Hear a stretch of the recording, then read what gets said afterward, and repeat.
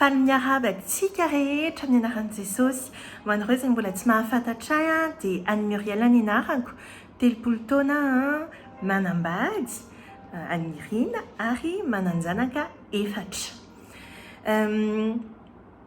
Ny faly dia faly miaraka aminareo androany izara tenin'Andriamanitra momba ny vadiny zanak'ondry. Zavatra tena tiako be ny miresaka momba an'izany satria ny tenin'Andriamanitra ray manontolo, ny ao anaty baiboly ray manontolo vao manomboka ka hatramin'ny farany dia resaka fanambadiana. Vao manomboka any amin'ny Adama sy Eva dia efa resaka fanambadiana, io ny institution voalohany napetrak'Andriamanitra hoe lahy sy ny vavy mandao any ray sy ny reniny ary ho iray izy roa. Ary tena faly be mihitsy Andriamanitra nanao an'io institution io, faly be tamin'ny zava-bitany Andriamanitra, faly be izy nametraka an'ireo olona anankiroa ireo, image ny fitiavany atsika. Fa fantatritsika ny toyany, nisy resaka fahotana, nisy resaka devoly koa, dia fantatritsika ny toyany. Taty aoriana tonga Jesosy Kristy, ary aty amin'ny farany baiboly aty dia mbola resaka fanambadiana ihany. Resaka fitiavana ny tenin'Andriamanitra vao manomboka ka hatraty amin'ny farany. Nefa ankehitrika amin'ny Apokalipsy 7:20, toko 7:7, isika hifaly sy ho ravoravo ka nome voninahitra hitrahazy, fa tonga ny fampakaram-bady ny zanak'ondry ka efa niomana ny vadiny. Wow! Isy fety be miandry antsika any, isy mariage be, isy fanambadiana lehibe miandry antsika miaraka amin'ny Jesosy. Dia miteny ny ao anaty tenin'Andriamanitra efa niomana ny vadiny, niomana ve ianao ho vadiny zanak'ondry? Mety manontany ianao hoe eny ary, fa iza tokoa moa zany vadiny zanak'ondry zany ao anaty tenin'Andriamanitra? Ohatrany miteny hoe toy ny fitiavan'i Jesosy ny fiangonany, dia be dia be mihitsy ny milaza hoe ny fiangonana no vadiny zanak'ondry. Eny tompoko, fiangonana ny vadiny zanak'ondry, fa fiangonana iza? Lazaiko anao an'io hoe tsy anarana fiangonana no vadiny zanak'ondry, tsy anarana fiangonana izay misy anao, tsy anaram-piangonana mihitsy zany io vadiny zanak'ondry, fa ilay fiangonana lehibe, l'église avec un grand E, ilay fiangonana soratana amin'ny F majuscule, izy zany dia izao sy anao, ny kristiana rehetrarehetra izay miaina ho an'i Jesosy Kristy, kristiana rehetrarehetra izay tian'i Jesosy Kristy amin'ny fony manontolo, kristiana rehetrarehetra izay nanolo tena ho an'i Jesosy Kristy. Dia ahoana moa zany ny atao mba ao anatin'izany fiangonana izany? Ahoana moa zany ny atao mba ho vadiny zanak'ondry tokoa? Mino fa mahafantatra ny tantaran'ny Virginie Adala sy Virginie endry daholo tsika rehetrarehetra.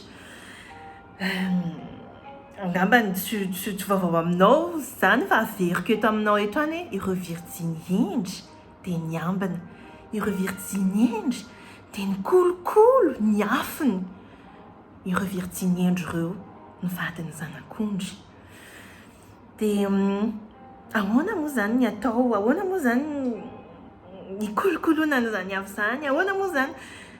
Comment être cette épouse qui plaît à Dieu? Verenako kely le resaka hoe resaka fanambadiana, resaka fitiavana ny ao anaty baiboly vao manomboka ka hatraty amin'ny farany. Ary verenako koa le resaka fiangonana, satria mety hoe anatina fiangonana ianao, mety hoe actif be mihitsy ianao anaty fiangonana, fa ny priorité anao dia ny asa service anao am-piangonana. Ny priorité anao dia ny ho hita hoe iny fa miasa be tokoa i rakoto sy ravao, priorité anao mety hoe ny reconnaissance an'olombelona hoe tena ankasitrahany pastera be mihitsy ny zavatra ataonao. Priorité anao mety hoe fahafanao manangana vola be dia be ho an'ny fiangonana. Tsara daholo zany a, tsara daholo zany. Fa rehefa tsy Jesosy, rehefa tsy fifandraisanao amin'ny Jesosy, ny priorité anao, dia mila manjiny teny ianao. Ao anatin'ny resaka fanambadiana misy resaka hoe mandao. Ny ten'Andriamanitra miteny hoe ary noho izany ny lehilahy dia andao ny iray sy ny reniny ka iray amin'ny vadiny, dia ho nofo iray ihany izy roa.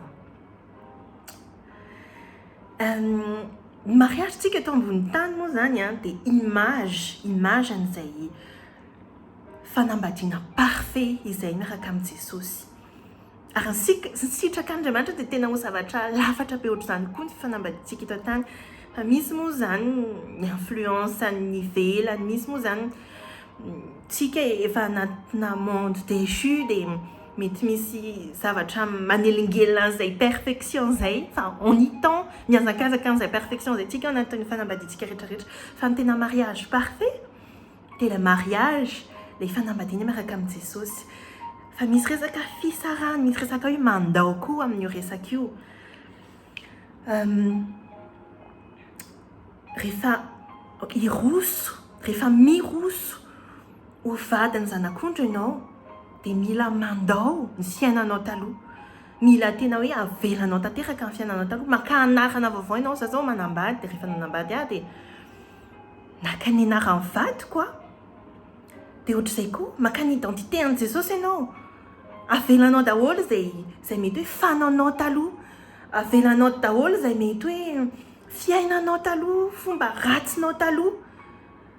Raha mbola tsy vonona ianao ny amela an'ireo zavatra tsy mamehy voninahitra an'Andriamanitra ireo na kely fotsiny arany, dia mila mandiny tena hoe vonona ve ianao ho ampiakarina ho vadiny zanak'ondry. Zany nefa tsy ho vitanao amin'ny herin'ny tenanao irery ihany. Be dia be ny efa nanandrana, za ty ny efa nanandrana hoe andeha tena anao izay azoko atao rehetrarehetra amin'ny heriko mba ahafahako ho akaikin'i Jesosy, mba ahafahako ho voavonjy, fa i Muriel, any Muriel tsy afaka mamonjy ny tenany any Muriel, fa i Jesosy ihany, Hitanareo hoe film Disney be dia be reny, anatin'ireny misy prince, dia tonga izy avy any mamonjy ny princesse. Prince en Blanche-Neige zao dia tonga izy, dia izy namonjy en Blanche-Neige. Prince en La Belle au Bois dormant, izy lasa izy niady tamina ronsa, niady tamina biby be dia be, dia tonga izy namonjy en La Belle au Bois dormant. Reny moa zany film ohatra zao tontolo zao. Fa mino fa nareny olona nanoratra an'ireny film ireny raha risity ny olona rehetrarehetra eto ambony tany mahafantatra hoe ty resaka fanambadiana ity misy dimension ana famonjena, misy dimension ana salut enjana be. Overenako izay resaka salut sy resaka fibebahana, resaka hoe mandao ny fiainanao taloha sy mandao an'ny zavatra fanaonao taloha. Point faharoa, rehefa miresaka mombana fanambadiana, rehefa miresaka momba ny vadiny zanak'ondry, dia misy resaka fanekena, misy resaka alliance. Za io zao manana alliance satria manambady.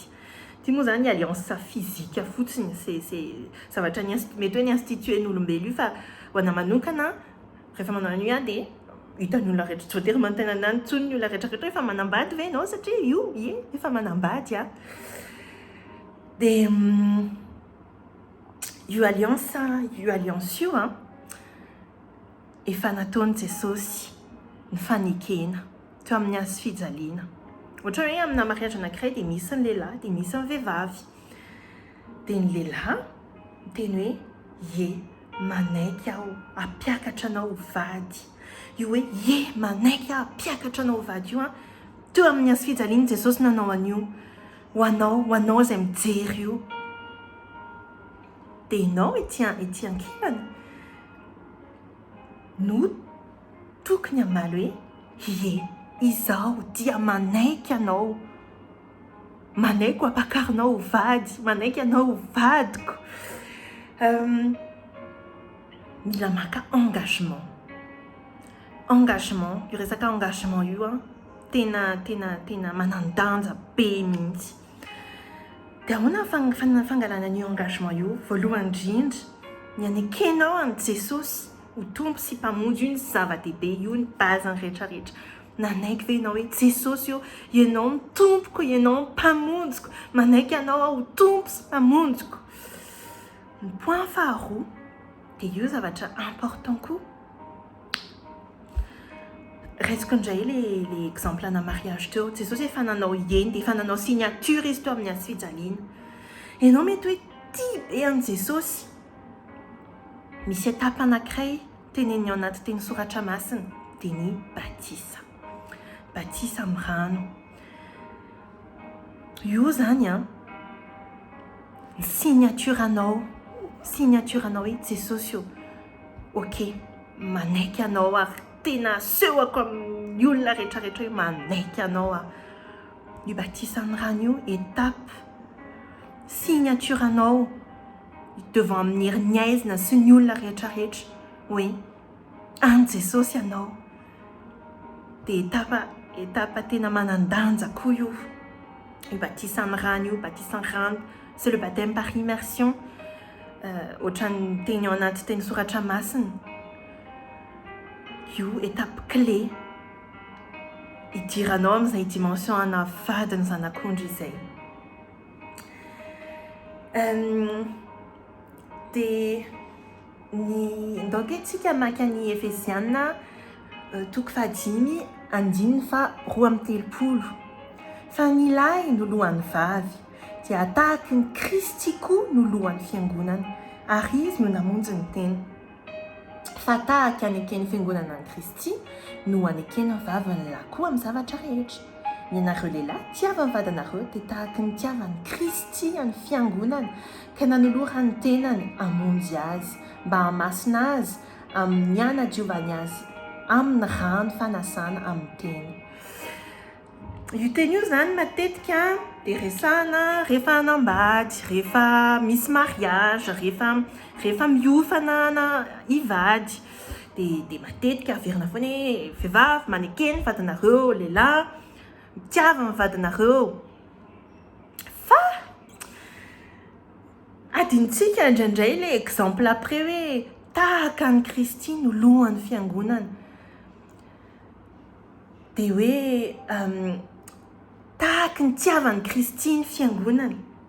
En fait, rehefa tena dinihana io dia tena resaka Jesosy, resaka Jesosy sy ny fiangonana izay exemple le izy, exemple tokony raisitsika amin'ny tokantranontsika, fa exemple tokony raisitsika koa amin'ny fiainantsika andavanandro, amin'ny fiainantsika isanandro.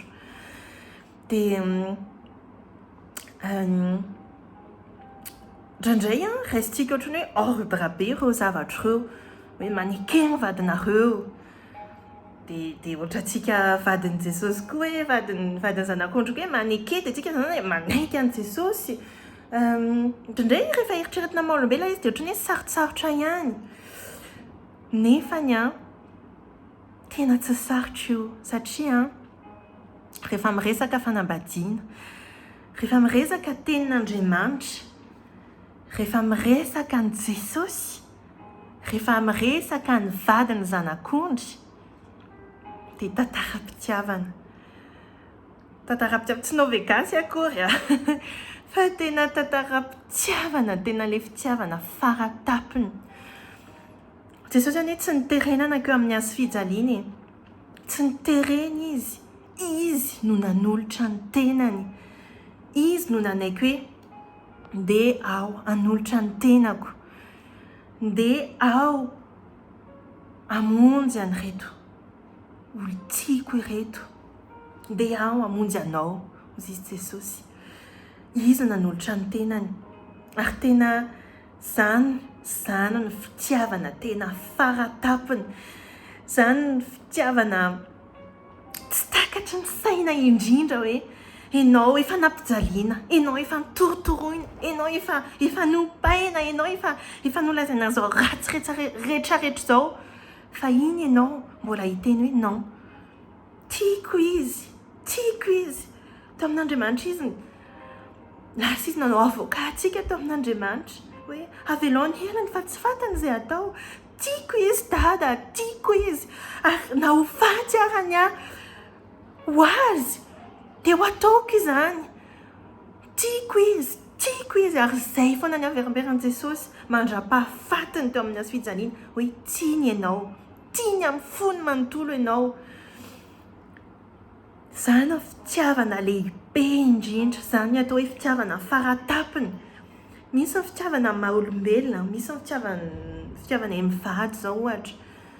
Fa zany fitiavan'i Jesosy zany tsy takatry ny saina. Zany fitiavan'i Jesosy zany koa nefany mila kolokoloina. Hitanareo ny lien conjugal, ny fifandraisanareo fifandraisany amin'ny maha-mpivady dia tena zava-dehibe. Raisiko ny ohatra mivady, izay mivady moa zany efa nandolo tena ho an'i Jesosy, manompo an'Andriamanitra ary tena tia an'Andriamanitra. Dia misy dimension anankitelo iananay amin'ny fiainanay, amin'ny maha-couple anay. Misy ny dimension émotionnelle, misy ny dimension physique, ny intimité anay, dia misy ny intimité spirituelle anay. Ny intimité spirituelle anay, ohatra ameko anareo, misy fotoana izay manao cellule de prière ao an-trano miaraka amin'ny ankizy maromaro, dia sendra mitraka fotsiny masonay dia mifampijery izay, dia fantatray hoe tia ankizy tia zao mahazo ny baptême fany masina. Tsy mila miteny akory zay na hoe mifanao signe na hoe inona, fa tonga dia misy intimité tsy takatry ny saina zay ny fifandraisanay. Dia tonga dia fantatray hoe il faut prier pour elle, mila mivavaka ho anazy, azo fany masina izy zao. Zany efa tsisy dikany par rapport à ny intimité spirituelle anao sy Jesosy. Ny intimité spirituelle afaka nananao amin'ny Jesosy Kristy.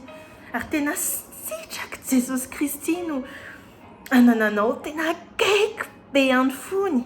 Tena hoe ohatrany hoe vadiny, hoe pitsipitsihany secret-any rehetrarehetra. Tantarainy ny zavatra mety hoe tia mission tiany ameny anao. Zay tena hoe bitsibitsika ny secret-any, mahafantatra ny zavatra ao am-pony. Rehefa mpivady ianao, rehefa mivady, rehefa iray ianao amin'ny Jesosy Kristy, dia renao bitsika ao am-pony. Dia tena izay dimension zay, dimension any vadiny zanak'ondry koa zay. Vadiny zanak'ondry. Dia zany intimité anao miaraka amin'ny Jesosy zany tsy comparable mihitsy amin'ny intimité anao amin'ny vadinao. Tsy comparable, dimension hafa mihitsy.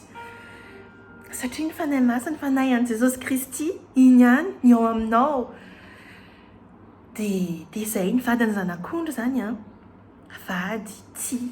vady tia maka fotoana miaraka amin'ny Jesosy. Zao moa zany ny vadiko any ivelany dia za tia dia mifampiantso foana izay satria te hifankaheno foana, mifankalahelo rehefa lavidavitra.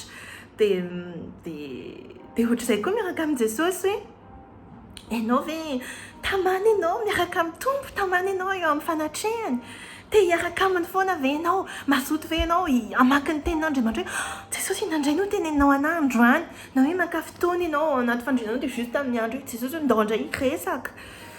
Zavatra ohatr'izany dimension anao vadiny zanak'ondry. Vadiny zanak'ondry dia ilay vady tia an'i Jesosy amin'ny fony manontolo. Amin'ny resaka vadiny zanak'ondry koa misy dimension fanamasinana, dimension sainteté, dimension sanctification. Verenantsika kely amin'ny apokalypsy teo hoe ary nasaina ny tafy rongony fotsy moa zany fanlany traduction'le izy, madinika sady madio no mangatsakatsaka izy. Fotsy tena hoe mangatsakatsaka zany makarary maso mihitsy angambany zany rehefa hita maso satria tellement c'est pur fotsy tanteraka ianao tsy afaka manafotsy ny tenanao zavatra d'accord amin'izay daholo tsika rehetrarehetra fa Jesosy rehefa mandray an' Jesosy ianao dia izy manafotsy ny tenanao tsy effortnao manokana izy fa izy manafotsy ny tenanao fa kosa mila maka décision ianao hoe non za Jesosy te hiaina amina sanctification za Jesosy tsy te hizarazara za Jesosy tena te hanolo tena tanteraka ary te hiaina an'izany intimité zay dia io zavatra cercle vertueux moa zany fiteny an'izy amin'ny teny vahiny hoe rehefa intime amin'ny Jesosy ianao dia tsy vitanao akory tsy vitanao tsony ary ny mieritreritra zavatra ratsy rehefa le fanatrian'Andriamanitra iny ianao rehefa fenao fanahy masina iny ianao kina moa fa ianao rehefa fenao fanahy masina tsy tsisy zavatra hafa afaka manelingelina ny sainao iny dia iny foana katsana ianao tsy ho parfait eto ambony tany tsy ho parfait ianao ary za tsy parfait eto ambony tany ity fa nefa hitako hoe za androany tsisy idirany amin'za 10 taona lasa tambola tsy nanaiky an' Jesosy ary hitako hoe za androany tsisy idirany amin'za 2 taona lasa taona lasa satria mandroso amin'ny fahamasinana miomana ho vadiny zanak'ondry miomana ho vadiny zanak'ondry ary isan'andro rehefa misy zavatra hoe eritreritra na zavatra atao hita hoe Jesosy mety nampalahelo anazy dia tena raiko hoe mangoraka ny foko malahelo ny foko hoe Jesosy nampalahelo anao ve zany satria izay intimité zay no mahatonga an'izany rehefa intime amin'ny Jesosy ianao dia akaiky ny fony dia tsy tianao mampalahelo anazy tsy tianao mampalahelo amin'ny fanahy masina dia mitombo ny sanctificationao mitombo isan'andro mandrapiverina mandrapa-tena hoe ça y est any amin'ilay noces any amin'ilay fety lehibe dia tena encourageko ianao androany ny fiangonana tsy olona anankiray ihany tsy sitrapony Jesosy zany hoe olona anankiray ihany ny fiangonana ho ampakarany vady mino aho fa ianao io anisany koa ianao fa mangala décision androany Jesosy io za te anisan'izany vadiny zanak'ondry zany za te anisan'izany fiangonana avec un grand F zany za Jesosy tsy ho tavela eto Jesosy tena hivavaka ho anao androany mba ho anisan'izany fiangonana anisan'izany vadiny zanak'ondry zany fa manontany anao fanontaniana vitsivitsy vonina ve ianao andao ny fanaonao taloha andao ny fanaonao omaly andao ny fanaonao 30 minitra lasa andao ny eritreritrao ratsinao 30 minitra lasa zay vonina ve ianao aka décision zao dia zao Andriamanitra tsy hijery tsony ny zavatra vitanao omaly Andriamanitra tsy hijery ny zavatra vitanao voateo zao ny miinteresse an'Andriamanitra io ianao zao io ianao ve vonina hiaina sanctification vonina hiaina zany intimité zay an Jesosy teneniko anao fa sitrapony Jesosy ny bitsibitsika ny secret anao sitrapony Jesosy no ho akaiky ny fonao isan'andro foana fa any aminao ny baolina any aminao ny décision resa ny décision androany hoe tsy ho taraiky eto izaho dia ho vadiny zanak'ondry izaho dia ho ampiakariny izaho dia hanao an'ilay akanjo fotsy be tsara tarehy mamiraperatra be rehefa iverina ianao Jesosy rehefa tonga izay fotoana izay hanambadiana rehefa tonga izay fotoana izay ampiakaranao anay Jesosy vonina ary fantaniko anao hoe raha zao dia zao raha le izy mbola mety misy zavatra ifikiranao ve eto amin'izao tontolo izao mbola mety misy fahalemena ve ifikiranao amin'izao tontolo izao sa ve vonina ianao tena hoe andao rehetrarehetra dia ndao Jesosy tena anao androany hoe tianao Jesosy tena tianao Jesosy matoa mbola afaka nieno an'izao partage izao satria mino aho fa hiova amin'ny fiainanao, hiova dimension hafa amin'ny fiainanao. Ohatran'ny dimension na olona anankiroa mivady, ny intimité na olona anankiroa mivady, ny intimité anao sy Jesosy. Ary rehefa micultive an'izay intimité anao zay dia amin'izay ianao, zay ny fanomananao fampiakaram-bady ny zanak'ondry. Dia farany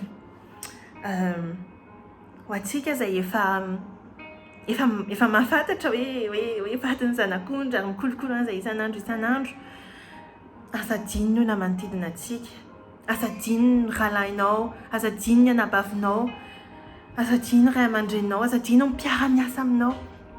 Efa eo ambaravarana Jesosy, efa eo ambaravarana izy, efa mandondona izy, efa eo akaiky eo izy. Aza mijery ny tenantsika heriritsonitsika fa ndao ilaza ny olona rehetrarehetra hoe efa ho avy le fotoana ampakaran'i Jesosy ny fiangonana. Aiza ianao? Vonona ve ianao? Ahoana ny mombamomba anao? Ahoana momba ny fifandraisanao amin'ny tompo? Dia ny clé an'izay efa niresahan'ny Rija Rasondriabe tamin'ny afaka maly resaka batisa amin'ny fanamasina. Rehefa mandray amin'ny fanamasina koa ianao, ery hafa, dimension hafa koa mba hahafahanao mikolokolo an'izay intimité anao amin'ny Jesosy zay. Fa efa ho tapitra ny fotoanantsika fa te hivavaka anao mba hiverena. Tanao ilay afo tamin'ny ianao vao nandray an'i Jesosy. Mahatsiaro hoe misy olona ianao izay mihaino eto, mety hoe misy fotoana matimaty le afo, mety hoe variana amin'ny fiainana izao tontolo izao, mety hoe variana amin'ny asa aman-draharaha. Ça arrive, zavatra iainan'ny kristiana zany indraindray, fa tsy manam-potoana intsontsika varindrina. Ndao tena hiazakazaka, ndao tena hoe hiverina tanteraka eo amin'ny tompo mba ho vonona, mba hoe tsika ilay vady ny zanak'ondry, vonona ho ampiakarina. Jesosy misaotra anao amin'ny rahavaviko, anadahako izay mihaino eto. Jesosy misaotra anao fa tsara loatra ianao. Misaotra anao Jesosy fa tena tia anay ianao. Misaotra Jesosy fa tena fahasoavana Jesosy ny ahafahako miresaka eto, fa tsy noho ny heriko, tsy noho ny maha Muriel ana, fa maha Jesosy ianao, amaha Jesosy ianao. Jesosy vavaka manokana, Jesosy mba ho feno fanatrehanao ny olona izay miaraka amin'ny ianao an'ity vidéo ty amiko eto. Ho feno fanatrehanao, ho feno fanamasinao, ho feno fitiavanao mba hiboboka ao amina ilay fitiavanao. Jesosy velomy indray ilay afo, mety hoe matimaty tao anatiny. Velomy indray ilay fitiavana izay miredareda ho anao Jesosy, mba ho témoin anao izy any amin'izay rehetrarehetra lehany. Jesosy fona Jesosy amin'ny fotoana izay nahavarindrina anay. Jesosy fa androany izay Jesosy dia miverina tanteraka eo amin'ny fanatrehanao. Androany izay Jesosy dia miverina tanteraka eo amin'ny altaranao Jesosy. Fenoa ny fitiavanao izay Jesosy. Fenoa ny fitiavanao, fenoa ny afinao hiboboky ato aminay Jesosy. Aza vela tarika eto izay Jesosy. Zay Jesosy tena on a envie d'être cette épouse, Seigneur, qui va vivre l'éternité dans la joie et se réjouir avec toi pour l'éternité. Misaotra Jesosy ny oniamy fitiavanao. Misaotra Jesosy satria tsy no ny herinay, tsy no mahanay anay, fa ny aminao Jesosy. Tia anay loatra ianao ary tena mbola averiko aminao androany. Tia anao Jesosy, tia anao amin'ny fony manontolo Jesosy. Raha tokony ho anao irery izy no tonga tao ambony hazo fijaliana dia nataony zany satria tena tiany ianao, tiany amin'ny fony manontolo ianao, tiany ianao ary tiany ho ampiakarina ho vady ianao. Androany dia mbola averiny aminao ilay teny. Il plaide devant Dieu, miteny izy devant Andriamanitra. Ohatrany nataony tamin'ny hazo fijaliana, tiako izy Andriamanitra, tiako izy ary tsy avelako izy. Tiako izy ary ho ataoko izay rehetrarehetra mba iainany mandrakizay miaraka amiko. tiako izy ary omeko ny fiainako manontolo anazy, tiako izy. Anjaranao zao tsy adinon'i Jesosy ianao, tolory anazy amin'ny fiainanao fa tiany ianao, tiany amin'ny fony manontolo ianao. Zay ny hanomezany ainy manontolo anao. Ka androany fiainam-baovao ny ainanao, mino fa fiainam-baovao ny ainanao. Hanana zavatra manokana ianao androany. Raha niverina teo amin'ny Jesosy ianao androany, raha niverina miboiboka ny afa-ponao androany, be wow, fety be indray ny any an-danitra an'io. Ka raha voakasika manokana ianao androany, raha nisy teny nahakasika ny fonao, raha nanolo tena indray an Jesosy Kristy ianao androany, dia aza misalasala mandefa témoignage amin'ny pejy ny Will Rise Ministries na amin'ny page perso-ako Anne Muriel Ra. Dia misaotra betsaka ny Will Rise Ministries ny miako tamin'izao fanasana izao, dia tahin'Andriamanitra daholo ary amin'ny manaraka indray.